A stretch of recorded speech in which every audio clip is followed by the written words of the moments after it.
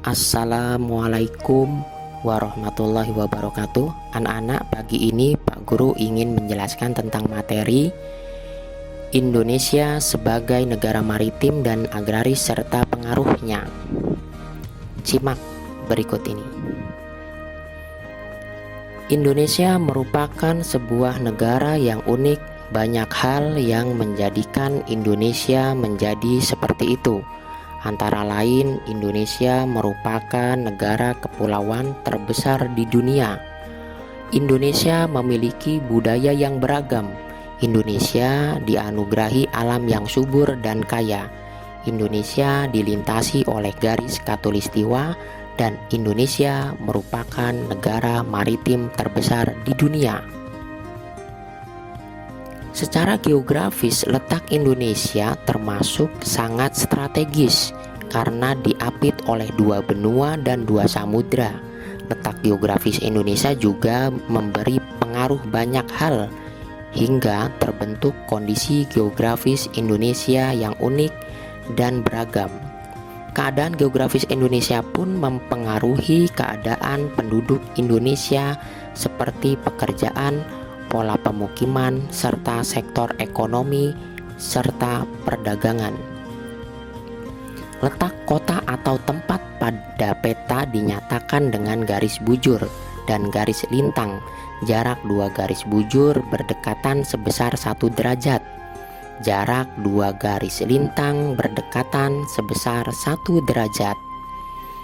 Garis bujur terbagi dua, yaitu bujur barat dan bujur timur. Garis lintang juga terbagi dua, yaitu lintang utara dan lintang selatan. Secara umum, Indonesia termasuk negara kepulauan atau maritim dan agraris.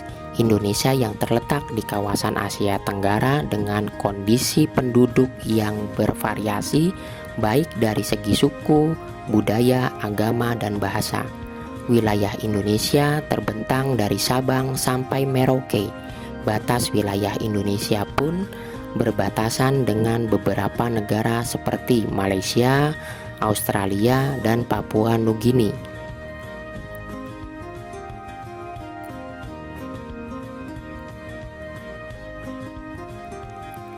Indonesia dikenal dengan negara maritim. Negara maritim adalah negara yang daerah teritorial lautnya lebih luas daripada daerah teritorial daratnya. Dengan kata lain, negara maritim adalah negara yang menyandang predikat negara kepulauan. Indonesia disebut sebagai negara maritim dikarenakan negara Indonesia merupakan negara kepulauan dan 2/3 wilayah Indonesia merupakan lautan dan 1/3 merupakan daerah daratan. Indonesia seperti yang telah dijelaskan merupakan negara kemaritiman, di mana kondisi Indonesia yang lebih banyak daerah perairan daripada daerah daratan. Kondisi inilah yang membentuk budaya Indonesia menjadi budaya yang lebih merujuk pada budaya kemaritiman, yang masyarakat lebih banyak berprofesi sebagai nelayan pada daerah pesisir.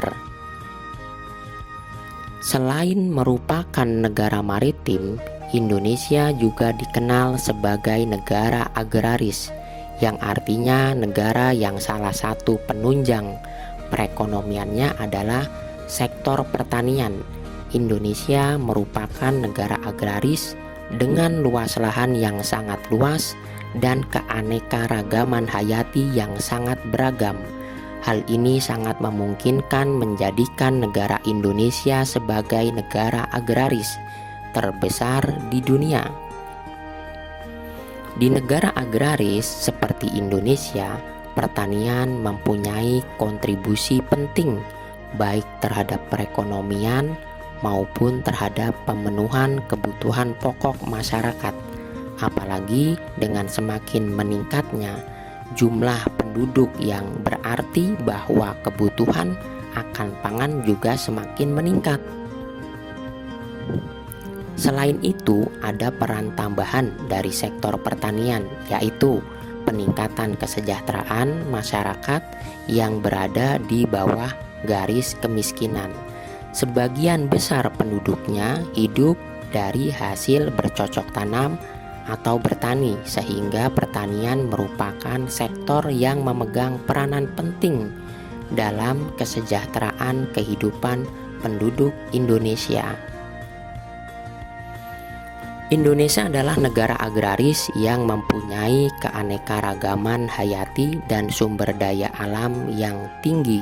Sumber daya alam biasa disingkat SDA adalah segala sesuatu yang muncul secara alami yang dapat digunakan untuk pemenuhan kebutuhan manusia pada umumnya, yang tergolong di dalamnya tidak hanya komponen biotik seperti hewan, tumbuhan, dan mikroorganisme, tetapi juga komponen abiotik seperti minyak bumi, gas alam, berbagai jenis logam, air, dan tanah. Inovasi teknologi, kemajuan peradaban dan populasi manusia, serta revolusi industri telah membawa manusia pada era eksploitasi sumber daya alam, sehingga persediaannya terus berkurang secara signifikan. Terutama pada 1 abad belakangan ini, sumber daya alam mutlak diperlukan untuk menunjang kebutuhan manusia. Tetapi sayangnya keberadaannya tidak tersebar merata.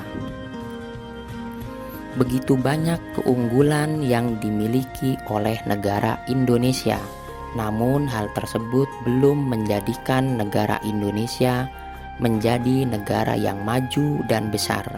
Masih banyak kemiskinan pada warganya dan masih banyak sumber daya alam yang kurang dimanfaatkan dengan baik oleh pemerintahnya dan masyarakatnya.